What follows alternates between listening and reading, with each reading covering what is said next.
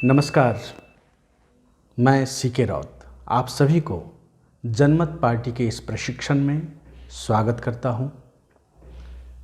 यह प्रशिक्षण जनमत पार्टी के कार्यकर्ताओं के लिए है और निश्चित रूप से फील्ड पर जाने से पहले अगर वे एक बार इसे देख ले तो यह बहुत ही लाभदायी होगा।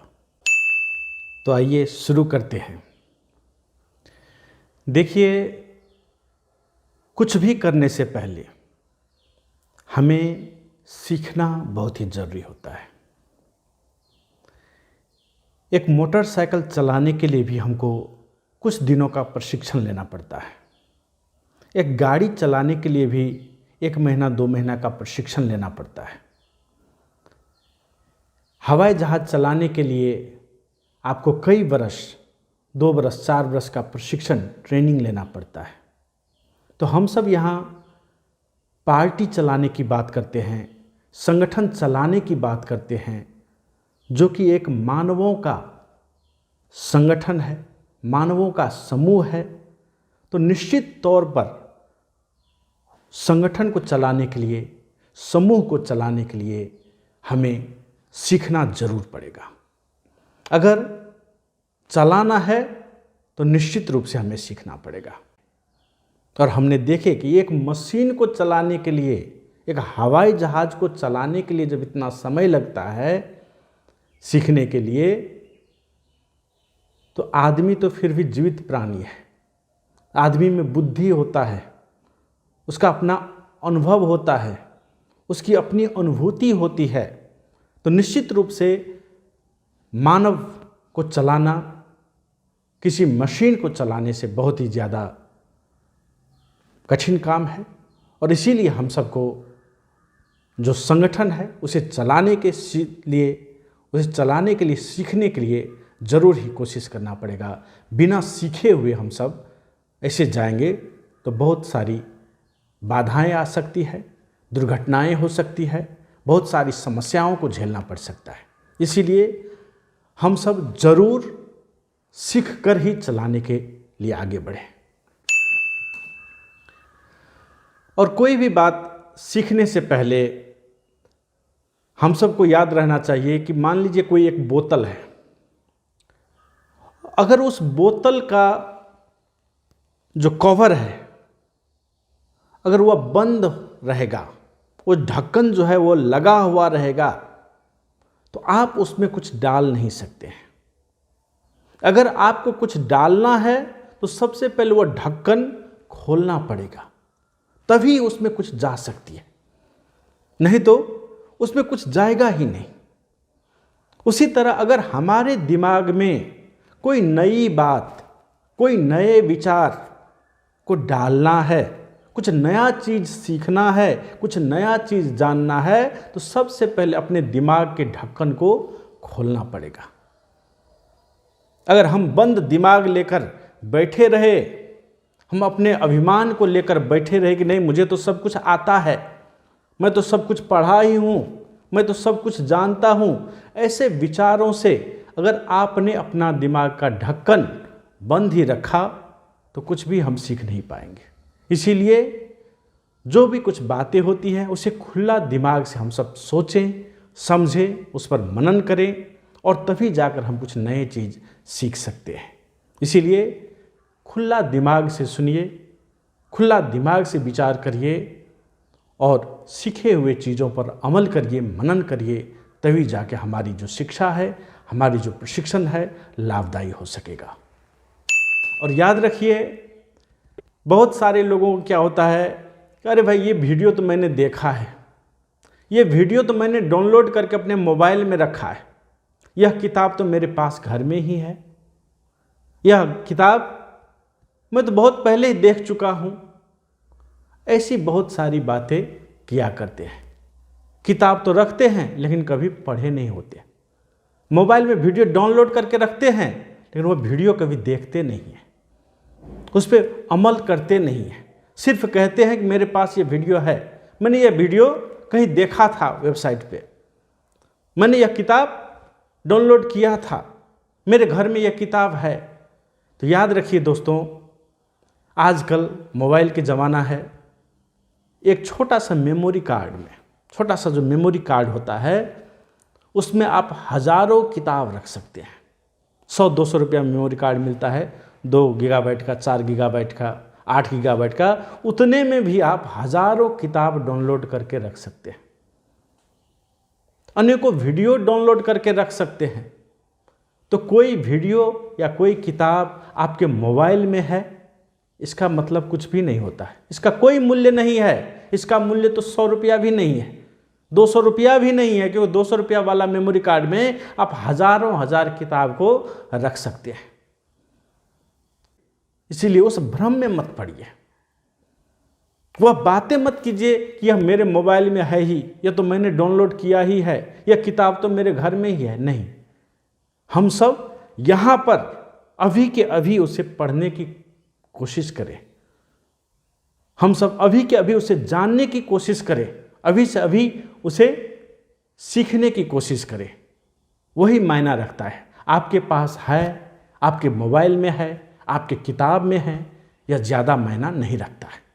यह बात हम सबको जानना है। और कुछ लोग कहते हैं कि भाई यह तो मैंने पढ़ा है, यह तो मैंने बहुत पहले ही पढ़ा है, 4 वर्ष पहले ही प्रशिक्षण ले चुका था, 5 वर्ष पहले ही पढ़ चुका था, यह स्लाइड मैंने पहले ही देख चुका था। तो इस पर विचार कीजिए। एक लकड़हारा था, बहुत ही शक्तिशाली लकड़हारा था। जो लकड़ी काटने वाला होता है, उसको एक काम मिला और काम के पहले दिन में उसे कुल्हाड़ी दिया गया और वह निकल गया काम पर, जंगल में चला गया और उसने एक ही दिन में 40 वृक्ष को काट कर गिरा दिया। उसका मालिक बहुत खुश हुआ। फिर दूसरे दिन भी गया काम पे और दूसरे दिन गया तो उस दिन 20 ही काट पाए। फिर तीसरे दिन गया जंगल में तो तीसरे दिन 10 ही काट पाए। वो समझ नहीं रहा था कि भाई उसके साथ हो क्या रहा है। पहले दिन तो 40 काटे थे, दूसरे दिन 20 ही काट पाए, तीसरे दिन 10 ही काट पाए। वो समझ नहीं पा रहा था कि आखिर हो क्या गया। वो कमज़ोर तो नहीं हो गया, वो छीन तो नहीं हो गया। चौथे दिन 5 ही काट पाए, 5वें दिन मुश्किल से 1 काट पाए। बहुत परेशान हो गया वो और उसको इतना बुरा लगा कि भाई मालिक क्या कहेगा कामचोर है ये, कि वो मालिक के पास जाकर कुल्हाड़ी रख के रोने लगा कि मालिक आज तो हम मुश्किल से 1 भी वृक्ष काट नहीं पाए। पहले तो मालिक ने देखा, आदमी की ओर देखा कि आदमी तो ठीके ठाक है, हट्टा कट्टा है, आज भी तंदुरुस्त है, शक्तिशाली है। तो हो क्या गया। तब कुल्हाड़ी की ओर देखा और तब जाके उससे बोलता है कि भाई तुम हट्टा कट्टा तो एकदम बिल्कुल हो, शक्तिशाली आज भी वैसे ही हो, लेकिन इसमें धार, अपने कुल्हाड़ी में धार कब लगाए थे पिछली बार। तब उसको याद आया, मालिक हमने तो कुल्हाड़ी में धार लगाए ही नहीं, आपने जैसे कुल्हाड़ी हमको दिया था पहले दिन धार करके, उसी से हम काट रहे थे अभी तक। और इसी कारण से जब वो हर दिन जब धार नहीं लगाया, हर दिन जंगल में जाने से पहले, हर दिन काम पे जाने से पहले उसमें धार नहीं लगाया, इसी वजह से वह वृक्ष को काट नहीं पा रहा था। इसीलिए हम आज भी अगर फील्ड पे निकलते हैं, आज भी हम काम करने जाते हैं, आज भी हम संगठन बनाने जाते हैं, आज भी हम भाषण देने जाते हैं, आज भी हम सभा करने जाते हैं, तो सबसे पहले अपनी जो ज्ञान है उसमें धार लगा के जाना पड़ेगा। अपना जो सीप है उसमें धार लगा के जाना पड़ेगा। जो भी कुछ अपडेट है उसे लेकर जाना पड़ेगा, तभी जाके हम अच्छे तरीके से काम कर पाएंगे। ये जो कहेंगे हम 5 वर्ष पहले ही सीखे ही थे, 5 वर्ष पहले ट्रेनिंग लिए ही थे, 5 बरस पहले हम जानते ही थे यह काम देने वाला नहीं। अगर आज हमको फील्ड पे जाना है तो आज हमको आज तक की सारी गतिविधि से अपडेट रहना पड़ेगा। आज तक की जो भी कुछ ज्ञान है उस पर पॉलिश लगा के हमको जाना पड़ेगा, तब जाके हम विजय हासिल कर सकते हैं। तब जाके हम फील्ड पर जाके हम विरोधियों से, बाधाओं से, अड़चनों से लड़ सकते हैं, उसका सामना कर सकते हैं। इसीलिए कहीं पर जाने से पहले हम सब अपने ज्ञान को, अपने प्रशिक्षण को, अपनी जानकारी को पूरा का पूरा अपडेट कर लें, अपने सीप को पुनः एक बार धार लगा लें और तभी हम फील्ड पर जाएं, तब विजय हमारी निश्चित है।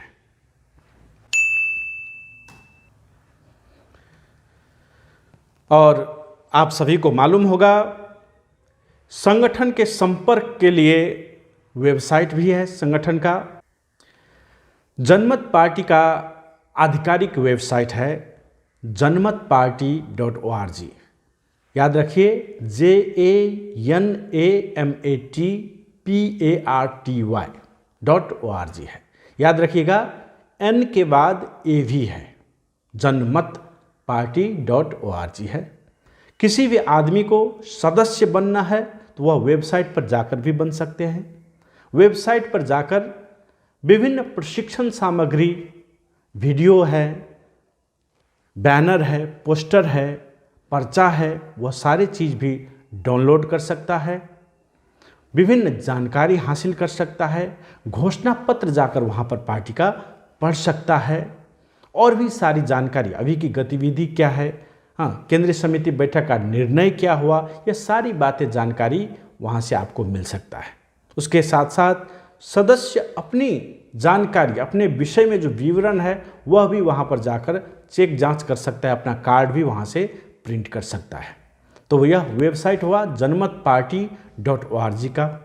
उसके अलावा जनमत पार्टी का ईमेल एड्रेस भी वही है, janmatparty@gmail.com ईमेल एड्रेस हुआ। फेसबुक पर भी जनमत पार्टी का पेज facebook.com/जनमतपार्टी है। ट्विटर पर भी अकाउंट @जनमतपार्टी कह के है। जनमत पार्टी का फ़ोन नंबर जो ऑफिस का फ़ोन है वह है 9804793880 9804793880। और आप सबको एक बात याद रखना है कि जितनी भी समिति गठन होती है, जो भी जानकारी आपको देना है वह फेसबुक, व्हाट्सएप आदि पे नहीं भेजकर सीधा जनमत पार्टी का ईमेल पर भेजा करे। वहीं पर वह रिकॉर्ड रहता है, वहीं पर यह देखा जाता है। दूसरे चीज़ पर अगर भेजते हैं, फेसबुक पर भेज देते हैं, ट्विटर पर भेज देते हैं या व्हाट्सएप पर भेज देते हैं तो वह जानकारी ऑफिस में रिकॉर्ड में नहीं आता है। इसीलिए कोई भी समिति बना है, कोई भी सदस्यता की बात है, कोई भी आपको फीडबैक ही देना है तो वह आप जनमत पार्टी के ईमेल janmatparty@gmail.com पर भेजा करें। एक बात याद रखिए, हम सब कहीं पर बैठक में जाते हैं, कहीं पर कुछ करते हैं तो हम सब सदैव वातावरण को एक सकारात्मक बना कर रखें। वहाँ पर पॉजिटिव वाइब रहना बहुत ही आवश्यक है। ठीक है, लोग अनेक किस्म के होते हैं, बहुत सारे लोग नकारात्मक बातें भी करने के लिए आएंगे, लेकिन कम से कम हम सब खुद ही नकारात्मक शब्दों का उच्चारण न करें, नकारात्मक बातों को न छेड़ें। अगर किसी के द्वारा ऐसी नकारात्मक बातें की जाती है, छेड़ा जाता है, तो यथासंभव उसे इग्नोर करके वहाँ से चलने की कोशिश करें।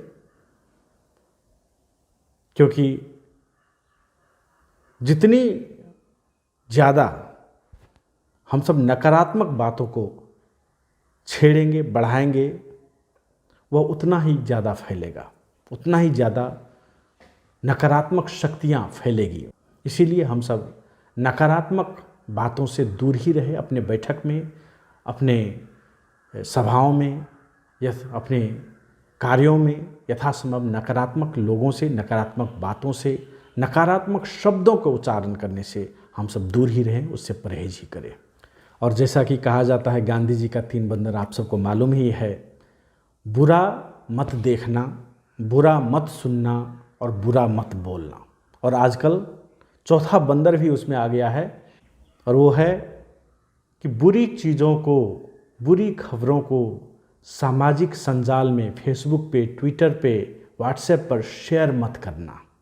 ऐसे नहीं कि भाई कहीं भी अपना नाम देखें फटाक से शेयर मार दिए, ऐसा मत करना है हम सबको।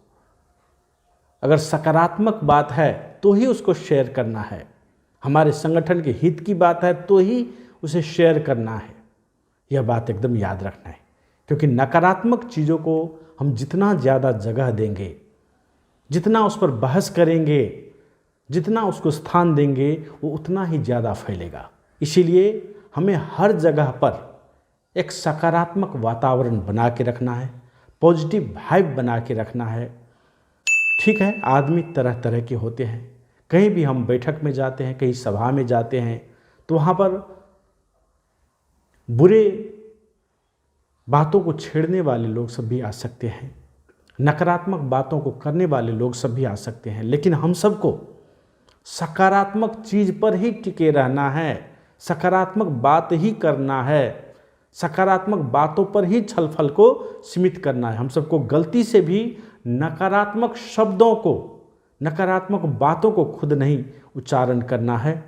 और अगर दूसरे आदमी कोई नकारात्मक बात कर भी देता है, नकारात्मक बातों को छेड़ भी देता है, तो हम सब उसको या तो इग्नोर करके आगे बढ़ने की कोशिश करेंगे, या उन्हें कहेंगे कि बाद में हम अकेले में बात करेंगे कह के वहाँ से केस को आगे बढ़ाने की कोशिश करेंगे। नहीं तो नकारात्मक बातों को छेड़ने वाला आदमी आपकी सभा को, आपकी बैठक को हाईजैक करके वो अपने नकारात्मक बातों को फैलाने के लिए प्रयोग कर देगा, आपकी सभा को, आपकी बैठक को वह प्रयोग कर देगा। इसीलिए ऐसी बातों को यथासंभव हम सब इग्नोर करके चले, अनसुना करके चले, और फिर भी अगर नहीं मानता है कोई तो हम सब उनसे एकांत में, अकेले में बात करने की बात छेड़कर अपना जो एजेंडा है, अपना जो योजना है, उस पर छलफल करते हुए हम सब आगे बढ़ें।